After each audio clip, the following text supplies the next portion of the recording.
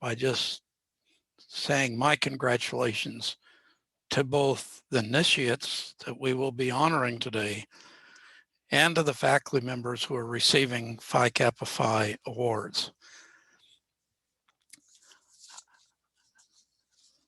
Next slide, please.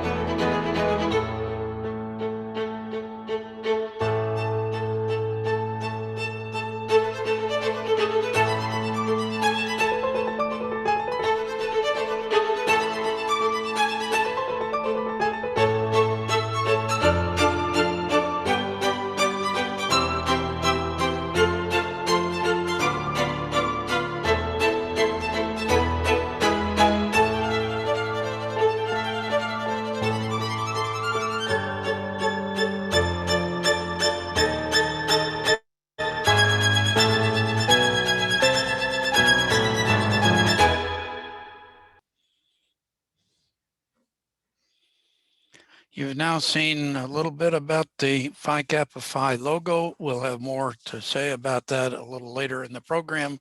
It is now my distinct pleasure to introduce Dr. Andrea Kent.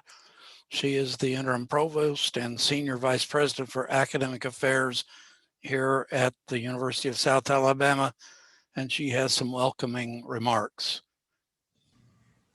Good afternoon, everyone.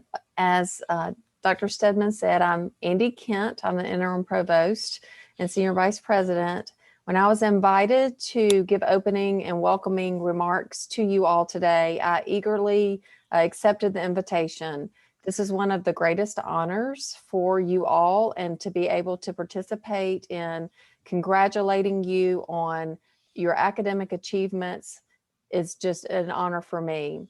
So as I was thinking about today and thinking about this honor society and what it means, especially during a global pandemic and where we find ourselves in transitioning to all kinds of different learning environments, learning styles, trying to make shifts, and you all have kept your scholarly activity and productivity at the highest levels to be invited to be inducted into this honor society. It is to be commended. So I want to, on behalf of Academic Affairs and the Institution of South Alabama, I want to say a sincere congratulations on a well-deserved honor. We are all excited to celebrate with you and for you today. So I just want to give my sincere congratulations and say, keep it up. Thank you, and we will proceed. Thank you very much, Andy. Next slide, please.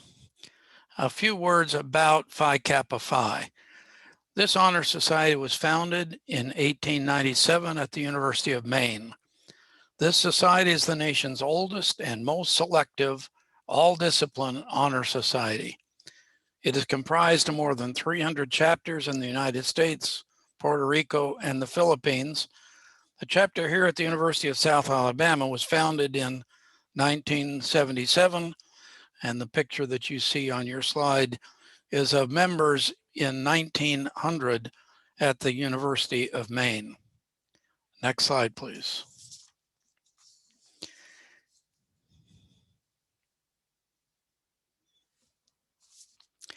A few words about the logo that you saw the video about a bit earlier. This logo for Phi Kappa Phi, which is on the pin that you will receive, has four elements. The globe, which is set against a background of the sun. The sun is a symbol for the source of truth and knowledge that enlightens the world. The 8 rays at the edges of the sun signify the equivalence among the various branches of learning. In 1900, there were widely recognized 8 academic divisions of the universities, and dissemination of truth as the light from the sun. Finally, there is the centerpiece, the band encompassing the globe, which symbolizes the bond of friendship that binds all lovers of wisdom in a common purpose. Next slide, please. A word about the mission of Phi Kappa Phi. It is to promote academic excellence in all fields of higher education and to engage the community of scholars in service to others. I'm proud to let you know that you are joining a chapter that has repeatedly received the Platinum Chapter of Excellence Award. Next slide, please. I now want to introduce Allison Nguyen. She is a student vice president of our chapter and is our representative to the Phi Kappa Phi Board of Directors. She will say a few words about our chapter and introduce the other student vice presidents, as well as introduce our chapter officers. Allie? Thank you, Dr. Stedman. Hello, everyone. My name is Allie Nguyen, and I'm currently a senior pursuing a degree in biomedical sciences with a minor in communications. I plan to attend the University of Alabama at Birmingham School of Medicine following graduation. Now, before I introduce my fellow student vice presidents, I'd like to say a heartfelt thank you to all of our Phi Kappa Phi faculty officers. Prior to joining Phi Kappa Phi, I truly never imagined that I would have the privilege of serving such a prestigious organization at the highest level.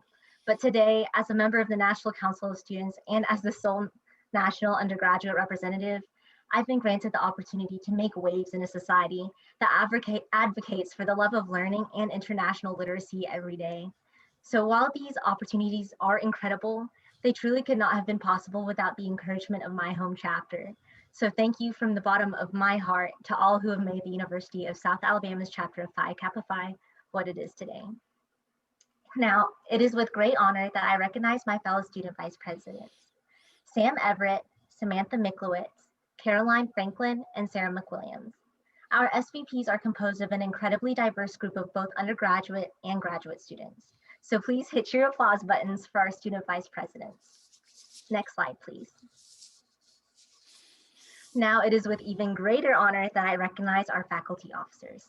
Our president, Dr. Romulus Godang, our president-elect, Dr. Brenda Beverly, our secretary, Dr. Silas Leavesley, our vice president for membership, Dr. Sally Stedman, our past president, Dr. Ellen Harrington, our treasurer, Dr. Julio Turens, and last but not least, our administrative assistant, Ms. Donna Williams. Please hit your applause buttons as we thank all of our faculty officers for the tremendous work they do for our chapter. Dr. Stedman, the floor is yours. Thank you very much, Allie. And now it is my pleasure to introduce the president of the University of South Alabama, Dr. Tony Waldrop, to give his remarks. Dr. Waldrop.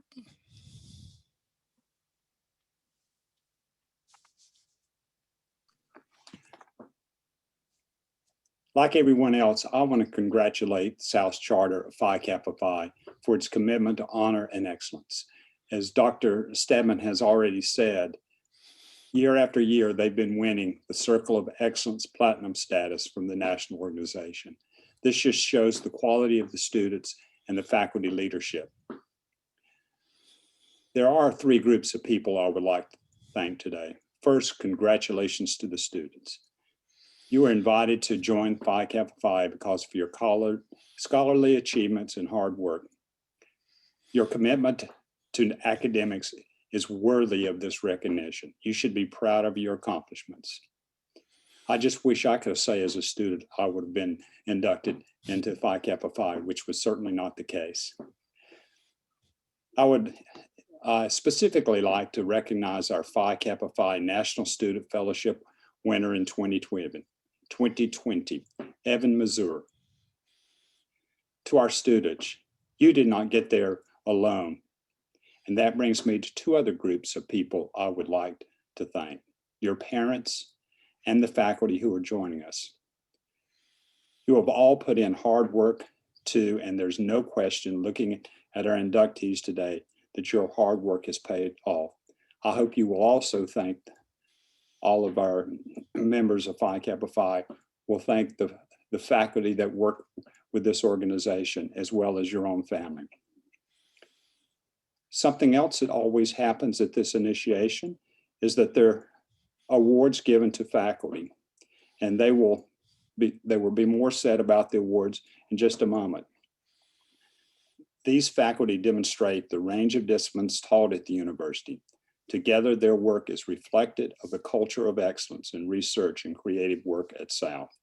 The three who will be receiving awards are Dr. Joseph Hare, Distinguished Professor of Marketing, Dr. Thomas Rao, Professor of Music, and Dr. Leslie Gregoric, Associate Professor of Anthropology. Thank you to everyone that has made it possible for these excellent students to succeed and to be part of this organization. Thank you, Dr. Waldrop. I appreciate your comments. Next slide, please. Dr. Waldrop mentioned the active awards program that both nationally and our chapter provide. In our in the national range, there is more than $1 million awarded through Phi Kappa Phi's various awards competitions each biennium. And we are very fortunate that our own students have been awarded some of these prestigious fellowships. Next slide, please. These include Evan Mazur, which Dr. Waldrop already mentioned, the 2020 Phi Kappa Phi Hohenstein Fellow.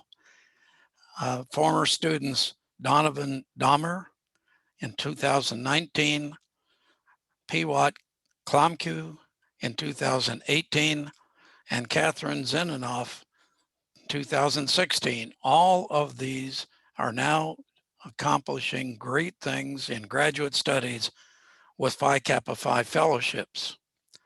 Next slide, please.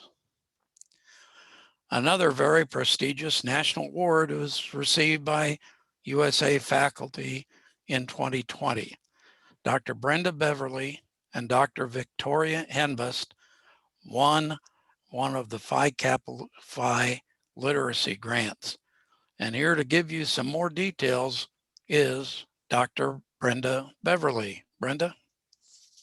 Thank you for inviting me to talk a little bit about this project. The project title is Telecoaching for Home Early Literacy Practices, Impact on Early Literacy Skills and Parent Engagement. And this project, I really have to credit my colleague, Dr. Victoria Henbest. Next slide. Dr. Henbest and I share our work in the Autism, Pediatric Language and Literacy Lab as part of the Department of Speech Pathology and Audiology here at South. And we developed this project actually before the pandemic. And a key piece of it is the telecoaching aspect. So it's ideal under our current situation to reach out to people in remote formats like we're doing during the ceremony. And in this project, it's set up so that 20 families, 20 mothers and their 4-year-old children can participate in early literacy home practices. So there are 8 weeks of an enrichment program, which includes video modeling. You can see an example of people in our lab modeling how to use the books, and then ongoing coaching for the practices for the participants. And we have the 20 families split into 2 groups. So 10 families, 10 moms and the 4-year-olds are in a treatment that is considered code-based. So for those of you who are familiar with reading instruction, when we focus on the code, we're focusing on the sound symbol associations, the letter B saying ba, alphabet knowledge, book knowledge, how do you open it, where are the words? So these are the code-based elements. The second group, the 10 moms and children, are focused on meaning-based aspects. So we know another part of reading is really the words you understand, your comprehension of that, vocabulary, the story structure, being able to tell back a story. So we have the 2 groups that will get different coaching, different practices that support early literacy. And with the outcomes, we're going to look at the changes pre to post for the children, the 4-year-olds with their early literacy measurements, and then for the moms in the way that they're engaging with reading. And the way that Phi Kappa Phi is supporting this is the grant was for $2,500, and that money is going toward the books that will go to the families. So we're enrolling families now. Every family will receive 8 beautiful books in addition to the coaching. And then the outcomes from our project can serve as a foundation for developing interventions for people who truly have reading disabilities. So I want to thank Phi Kappa Phi for that. And as Ali was saying, if I wasn't a member of the chapter, I don't think I would have been aware of this opportunity. Thank you very much, Dr. Beverly. Next slide, please. Phi Kappa Phi at South Alabama also offers chapter annual awards. Each year, we recognize a Scholar of the Year and an Artist of the Year. And this year, we are including also a Lifetime Achievement Award. To introduce the Lifetime Achievement Award, I'm asking Dr. Alvin Williams to introduce Dr. Joseph Hare. Dr. Williams.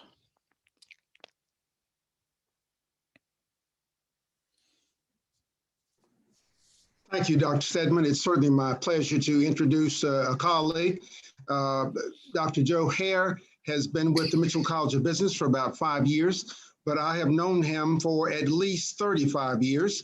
He is a leading scholar, and he is probably one of the most well-cited individuals in the marketing discipline. If we looked at the numbers, he probably has more citations than the rest of us in the Mitchell College of Business combined. But he is just a great colleague. He's director of our doctoral program and has done a superb job. Joe started his career at the University of Mississippi in 1971 and left there in 77 for LSU and left there in 2005 for Kennesaw State University. And I was just trying to think of the number, but he can probably share it with you, but it would probably be on the low end. Joe has probably signed over 250 dissertations, and he's had hundreds and hundreds of students at the doctoral level. He's one of the most recognized authors in the area of partial least squares and structural equations modeling. He is known around the world, literally, as the PLS SEM champion. Dr. Hare has probably been to over 60 countries delivering workshops, disseminating findings from his research and the like. So we literally could go on and on about Joe, but we're literally just glad to have him as part of the Jaguar family. And with that, I'll let him tell you more about himself.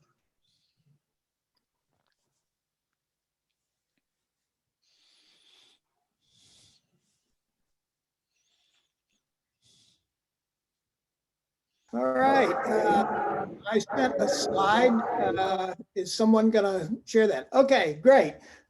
Thanks for inviting me to be part of your program. It's a real honor and a privilege. As Alvin pointed out, I'm currently director of the Mitchell College of Business PhD program, and I did join the faculty in the Mitchell College in 2016. I've been an academic most of my career, although for a few years I worked in the marketing research industry. And in fact, I spent a year in Eindhoven, Holland, at a company called Philips Gloeilampenfabrieken of Eindhoven. They're known as Norelco in the US. My academic career has spanned a number of years, probably more years than most of you have been academics, maybe even been alive. I've published 14 textbooks and 75 editions of those textbooks. And my first one, strangely enough, and thank goodness I started working on the first year that I got out of my program, and it's in its 9th edition now.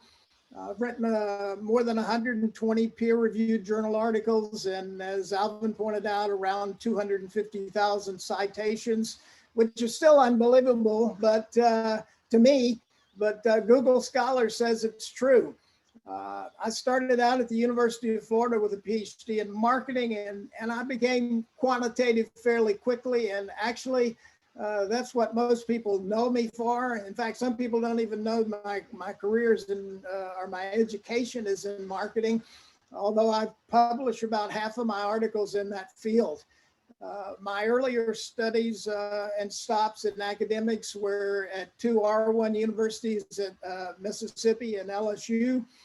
But I'm happy now to be out of that environment, although I enjoyed it very much. Spent a lot of time in administration, but also teaching and conducting research. I developed at Kennesaw State University, which I was at between LSU and University of South Alabama. I spent my time there developing a non-traditional PhD program, which means we took the traditional PhD program and we repackaged it for weekends so that individuals could continue to work full time and also pursue a PhD. It's been quite successful here since I arrived, and I'm pleased that everyone has worked very hard with me to achieve the success. When I arrived, we had about 20 to 25 students in the PhD program. We now have 56, and our applicants for our May 2021 entry are almost 90. So we have to review and accept probably no more than another 25 out of that 90. A lot of the success recently has been that we added a new concentration in business analytics. And so we're really excited about adding that third concentration. The program has been very meaningful to me and my recent work, as well as hopefully to the College of Business.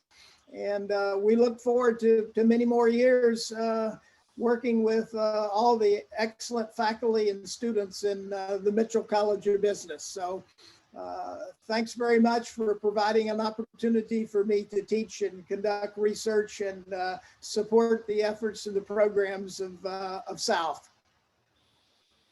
Thank you very much, Dr. Hare. Next slide, please. It is now my pleasure to introduce Dr. Roma Hanks. She will introduce the Scholar of the Year. Dr. Hanks. Thank you. It's a real pleasure to be here and an exceptional pleasure to talk about one of our star academics in the Department of Sociology, Anthropology, and Social Work. It's really sometimes hard for me to wrap my mind around Leslie Gregorica's accomplishments when she submits her faculty activity report every year. And just to give you a glimpse of a year in the life of an excellent scholar, I'll read a little bit from what the last faculty activity report reported about her. For one thing, she's been funded with a 3-year NSF REU research experience for undergrads, which she's had a real challenge because we had a pandemic in the middle of that grant period. So much of the planning that she had done for the grant had to be modified and one of the years postponed because we couldn't have any on-site activities. But she's kept it going, and we hope to be up and running again this summer. And everything is moving well with that prestigious award. In 2019-2020, which is the year I selected to tell you what she has done, but it's pretty typical actually. In that year, her publications included 2 co-edited volumes, 6 peer-reviewed book chapters, and 2 peer-reviewed journal articles. And these are in prestigious journals as well. They're her work is of excellent quality as well as the quantity. She also is an example of one of the faculty members at South who has a very diverse research program and really a worldwide global research program. Her research activities include vampires in post-medieval Poland, monastic pilgrimage and diet in Byzantine Jerusalem, dietary and nomadic practices of the Bedouin, immigration and human sacrifice among the Maya, and origins and evolution of syphilis. So you can tell how varied her work is, and it's of strong academic quality. wherever and with whomever she collaborates. We're really pleased to have Associate Professor Leslie Gregorica on our faculty, and thank you so much for recognizing her with this award.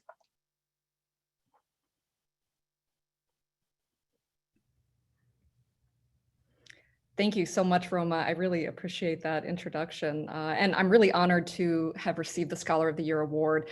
And I was asked to take a few minutes to chat with you all about some of the work that I do as a bioarchaeologist. So next slide, please. Just a brief note before I chat a little bit about my work, this presentation does contain images of human skeletal remains. All right, next slide. So I am what is known as a bioarchaeologist, and this means that I get to travel the world, I get to excavate ancient sites where people bury their dead, and then I'm able to analyze the skeletal remains that we recover from those sites in order to learn more about what life was like in the past.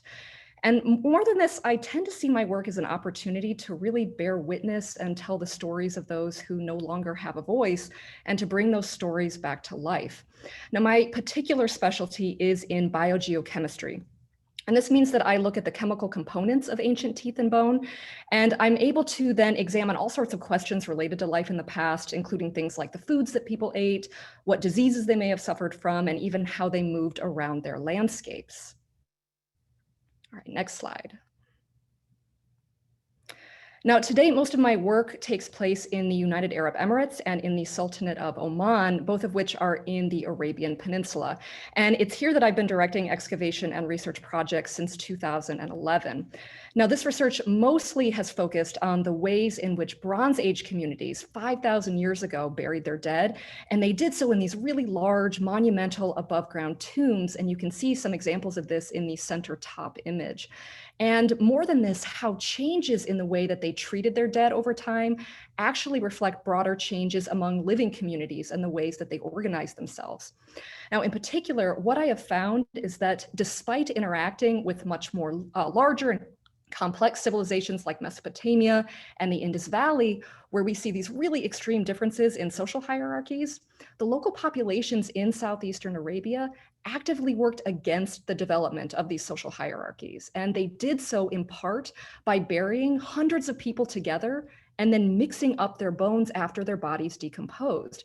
And they did this to emphasize the lack of differences between people instead of highlighting differences in social status after death. Next slide. Now, back in January 2017, I was granted permission from the Sheikh of the Emirate of Ras Al Khaimah to bring two very large Bronze Age skeletal collections from the United Arab Emirates to the University of South Alabama for further study. And then 2 years later, as Dr. Hanks mentioned, in 2019, I was awarded a National Science Foundation grant called an REU. And once again, this stands for Research Experiences for Undergraduates. Now, this program brings in undergraduate students from all across the country to USA each summer to learn to conduct bioarchaeological research.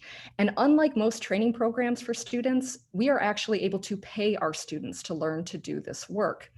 Now, unfortunately, we did have to cancel our 2020 program due to COVID, but we are very excited to be running this program again this summer. Next slide. Now, in addition to my work in the Arabian Peninsula, I have been fortunate enough to consult on a number of exciting projects elsewhere in the world.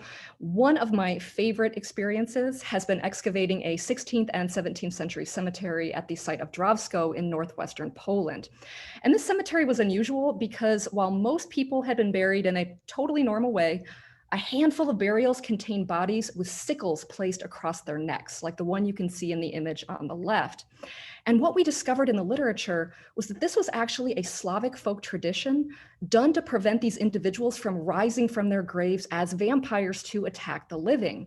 And the idea was that if these individuals attempted to sit up to leave their graves, their heads would be removed by the sharp blade of the sickle, and this would obviously incapacitate them and prevent them from harming anyone. Now, interestingly, there was no pattern to who was actually buried with these sickles. We found them with adults and kids. We found them with males and females. So instead, we think that these individuals were targeted as suspected vampires because they were the first to die in one of many waves of epidemics of cholera that hit the region during the post-medieval period. And because infectious diseases were not well understood during this time, the spread of disease was attributed to supernatural forces and more specifically to vampires. Next slide. Now, my work has most recently taken me to the Nile River Valley of Sudan, where I have begun studying the skeletons of nomadic pastoralists who lived in ancient Nubia thousands of years ago. And this is when the Nubian civilization actually rivaled that of ancient Egypt. They conquered the Egyptians just a few centuries later. And I've been able to look at the isotopes incorporated into the teeth of these individuals over time to track changes in mobility and migration patterns. Now, previously, it was thought that only a small portion of the community was moving these long distances to graze their herds, while the rest of the community, like women and children, were thought to have stayed home. My research, on the other hand, actually found that all members of the community, even children, moved with these herds. And this has really changed our understanding of how people were interacting with the landscape and with one another. Next slide. I also wanted to briefly mention that because of my expertise in the excavation and analysis of human skeletal remains, I do pro bono work with local law enforcement on forensic recoveries that involve the skeletonized remains of modern individuals. So the Mobile Police Identification Unit, as well as the Mobile County Sheriff's Office, have graciously allowed me to not only join them in this work, but have allowed me to bring my undergraduate students on these recoveries so that they can receive hands-on training. Next slide. And this really ties into one of the best parts of my job, which is that I get to involve students in my research, both in the field as well as in the lab. And so I wanted to end my presentation by showing you some of the experiences that my students have been able to engage in as a way to emphasize to any students who are attending this afternoon's ceremony that there are so many opportunities out there for you to enrich your classroom educational experiences, and many of those are right here at USA. Thank you very much.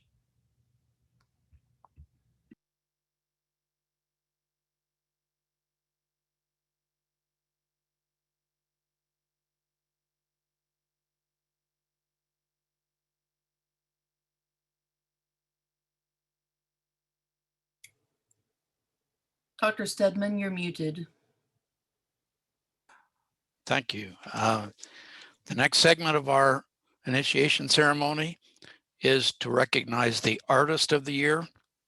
I'm asking Dr. Laura Moore to introduce Dr. Rowell. Thank you, Dr. Stedman. It's a great pleasure and privilege for me to introduce Dr. Thomas Rowell, my colleague in the music department. He's coordinator of the vocal area, director of the USA Opera Theater, and also coordinates our graduate program in music. And even if you've never come to a concert at Laidlaw, if you've been to a football game, you have heard his voice as the voice of the Jaguar Marching Band. So I'm going to give most of the time to Tommy to talk about what he does, and also he's going to perform for you. So he works as an artist internationally, nationally, regionally, in recital, in opera, in musical theater. He's worked in Italy, he's traveled to China. But for me, he helps other people be artists. This is through his opera directing, musical theater directing, his teaching, and his conducting. He is a marvelous friend and colleague, and I've been very lucky to collaborate with him on several projects. And so, ladies and gentlemen, Dr. Thomas Rowell. Thank you, Laura, for that very kind introduction, and thank you for this honor that you have bestowed on me. I am very humbly grateful for this recognition. As Laura said, I'm going to perform for you, but we pre-recorded all of this. Obviously, we can't do this live because of our COVID restrictions. So Laura and I put together about a 9-minute video of me performing from different ranges of my performance experience. You know, my roots were in Southern gospel. and just kind of went from there. And I've done everything from singing operas across in Europe and to singing backup for Gene Chandler on Duke of Earl in The Sanger for a doo-wop concert for Alabama Public TV. So I've got a pretty wide range of experience. I started out my career as a K through 12 music teacher in 1988 and have been in education ever since, and have always been performing, whether it was singing in a musical theater production or singing in an opera or directing the chorus for an opera or putting together a production here. So it has been a wonderful experience for me to be able to just do what I love every day and teach other students how to do that. I've got students that graduated from our program here that are out singing all over the world in widely recognized houses and organizations. And so what we've chose to do this afternoon, I'm going to present the video. You'll hear three different pieces that we recorded the other night in Laidlaw in the recital hall. The first one is Harlequin's Serenade from the opera I Pagliacci, which is the quintessential blood and guts opera from the late 19th century. But this is one of the happier moments. There are no blood and guts in this performance, I promise. So this is where the Commedia dell'arte is taking place, and Harlequin is singing to Colombine to get her to open the window and let him in because he's there to court her. Following that, there's one of Richard Strauss's art songs, Ich trage meine Minne, will be our next selection. Another song, a beautiful love song about I carry my love in my heart. And then following that, I'm going to go to my musical theater roots and sing from Stephen Sondheim's company, the song Marry Me a Little. So there's a little bit of a common thread running in all of these. You've got little love songs going on in all three, but a variety of styles. So again, thank you for this award, and I hope that you enjoy the video.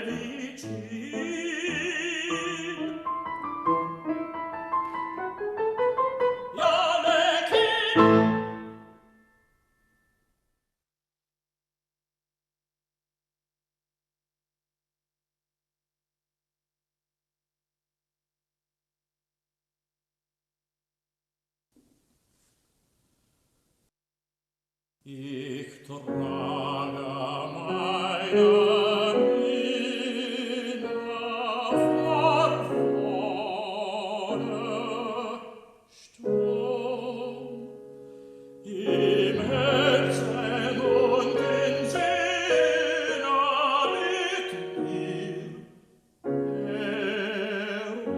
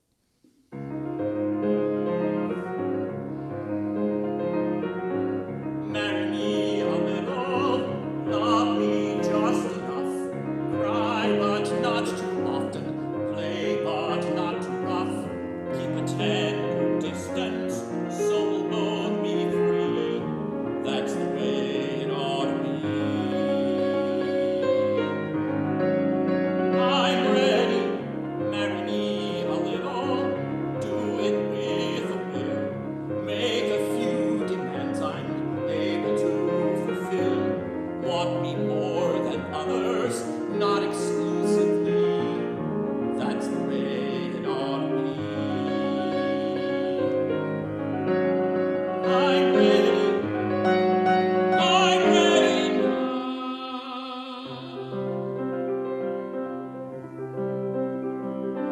You can be my best friend. I will be your right arm. We'll go through a fight or two. No harm, no harm. We'll look not too deep. We'll go not too far. We won't have to give up a thing. We'll stay who we are. Right? Okay then. I'm ready. I'm ready now. So on. Marry me a little, love me just enough, warm and sweet and easy, just the simple stuff. Keep a tender distance, so we'll both be free. That's the way it ought to be. I'm ready, marry me a little, body, heart, and soul. Passionate as hell, but always in control. Want me first and foremost, keep me company. That's the way it ought to be. Okay then, I'm ready now.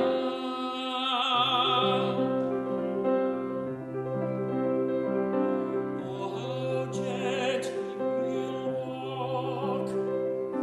Oh, how softly we'll tread.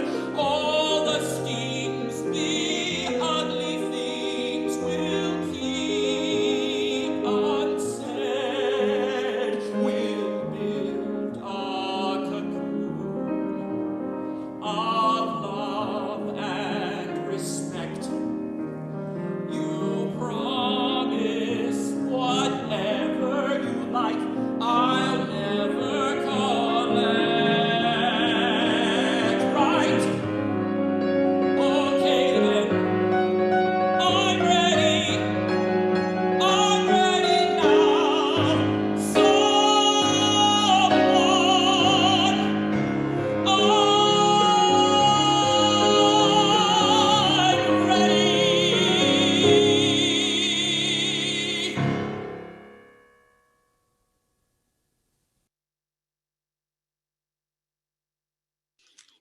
Thank you very much for that performance.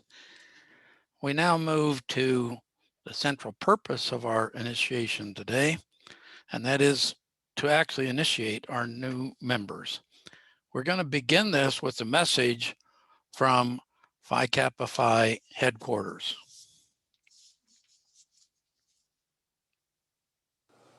Hello, I'm Dr. Mary Todd, Executive Director of the Honor Society of Phi Kappa Phi.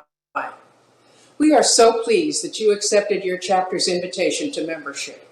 You have been invited into a very special community of scholars. Your academic achievement earned you this recognition. To those who make the important decision to accept the invitation to join the Honor Society of Phi Kappa Phi, when you receive your degree, you are both entitled and encouraged to call yourself a Phi Kappa Phi graduate of your college or university. Once inducted into an honor society as a student, you remain a member the rest of your life. Active membership affords you a ready-made network of equally talented peers, a resume boost, career connections, and resources to support you in the ongoing learning that higher education promotes. Membership comes with more tangible benefits, including eligibility for some of the $1 million in awards and grants that Phi Kappa Phi funds each year for further study. Our motto, "Let the love of learning rule," is a commitment to the lifelong learning that is at the heart of this organization. The mission of Phi Kappa Phi is to recognize and promote academic excellence in all fields of higher education and to engage the community of scholars in service to others. We're proud to welcome you to that community and to celebrate excellence with you. Congratulations.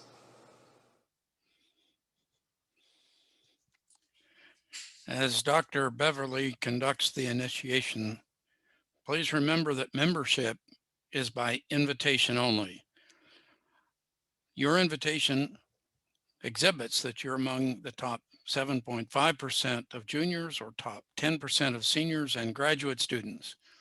You are joining a group of approximately 32,000 students, faculty, and professionals or alumni that will be initiated this year. Brenda, please initiate our new members.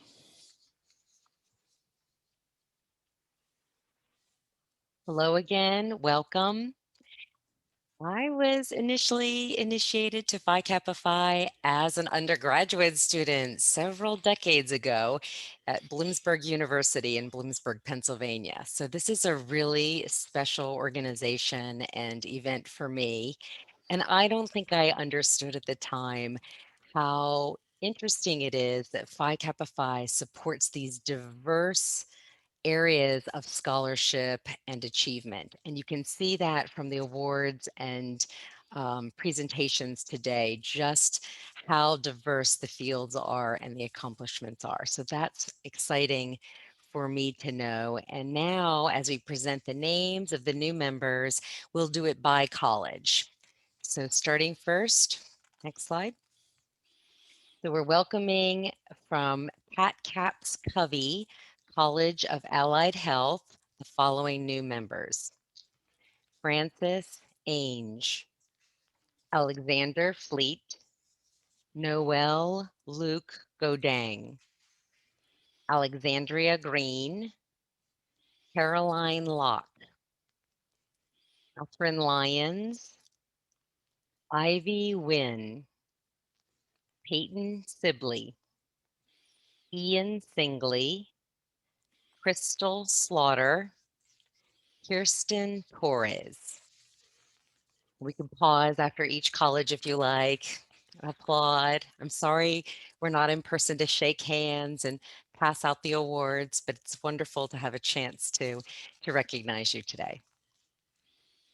So next we have the College of Arts and Sciences. Congratulations to Christian Ballinger, Caitlin Butt, Stuart Seckelin, Amanda Gray, Fernando Gerard, Mallory Howell, Chase Jordan, Sierra Knight, Leah Cunneth, Ginger Lavina, Annie Massia, Savannah Morgan, Trinity Polster, Allison Randall. Congratulations, College of Arts and Sciences. From the Mitchell College of Business, Vicki Huggins, Alyssa Lacoste, Mia Lyons, Ian Montez de Oca. Congratulations.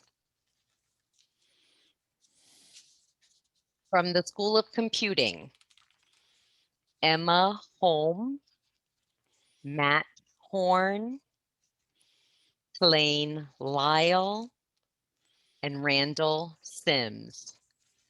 Welcome.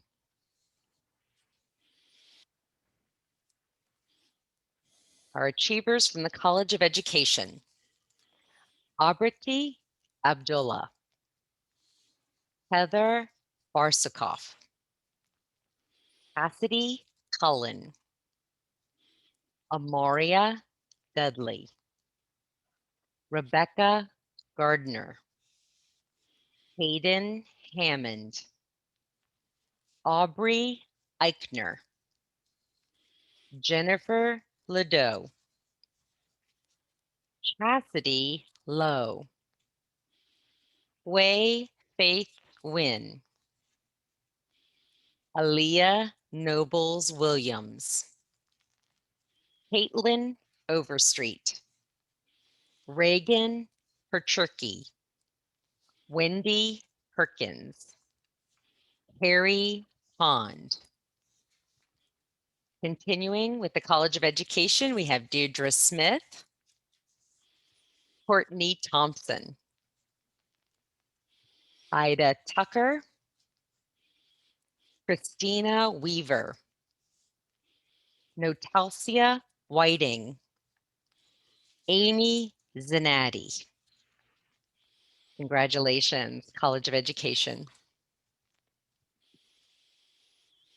From the College of Engineering, Mohammed Al Abdullah, Dianova Hidan Gonzalez, Aaron Godfrey, Madison Grace, Eugene Hicks,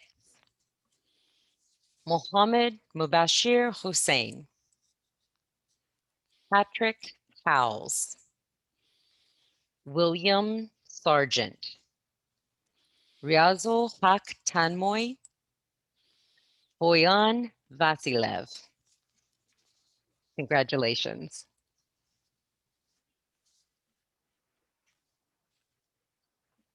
And the College of Nursing, Anna Acosta, Anna Adams, Megan Ainsworth, Amy Arsenault, Kelly Bedlin, Farley Billiot, Kayla Calabrese, Emily Caligari, Aaron Carpenter, Chandler Clark, Nikki Costello, Caroline Coven Bess, Shane Cox, Shelby Craig, Erica Dorsey, Danielle Durlack, Chelsea Edmonds, Rikisha Evans, Katrina Falk, Kimberly Fagan, Savannah Fuel, Tanya Finney, Kara Gallimore, Ashley Griffin, Brittany Gidry, Anna Harvey, Jill Helm, Virginia Henley, Holly Horn, Donna Johnson, Tiffany LeBlanc, Jennifer LeBoeuf, Amanda Limberg, Elsia McPheer Sanders, Marshall McGow, Jasmine Meeks, Linda O'Daniel, Sabrina Parrott, Abby Perry, Hannah Phillips, Colleen Pike, JC Rabin, Mitchell Rhea, Haley Rowe, Lisa Rudd, Caitlin Scott, Chelsea Sigler, Jessica Skelly, Mary Stell, Amanda Sterling, Rachel Paulton, Christopher Vaughn, Martin Weaver, Sabrina Werner, Catherine Williamson, Lisa Youngblood, Jennifer Zack. Congratulations, College of Nursing Initiates.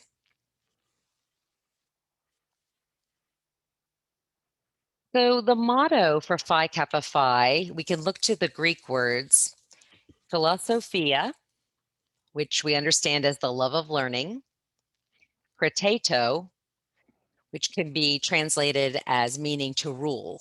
So now we have philosophia kriteto, or the love of learning, or let the love of learning rule. Photon. And this word occurs in Greek poetry, and the meaning here contrasts mortals to immortal gods. So the idea of humanity. So by saying the Phi Kappa Phi motto, you're calling on yourself and others to have your lives ruled by the love of learning. So although you're muted, I want you to go ahead and still say the motto with me using the Greek words. Philosophia, Krateto, Photon.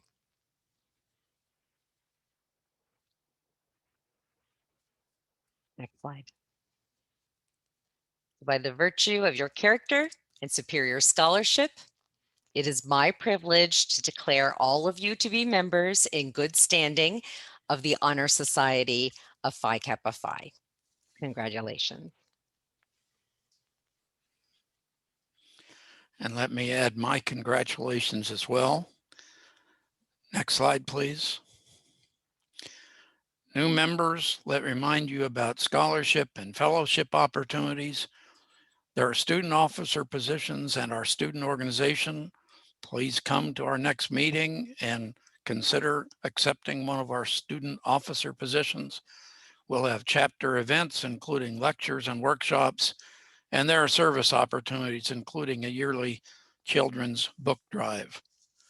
Next slide, please. I'm adding my personal congratulations on that. You ask each of you to join me in extending thanks to some people who have been instrumental in preparing this initiation ceremony. Next slide. These include Donna Williams, Executive Assistant to the Dean of Students and Vice President for Student Affairs, Jessica McCarty, Hannah Wilson, and David Williams in the Innovation and Learning Center. I thank my fellow members of the local chapter of Phi Kappa Phi for giving me the opportunity to MC, and I congratulate all of you as we end the meeting. Best of luck.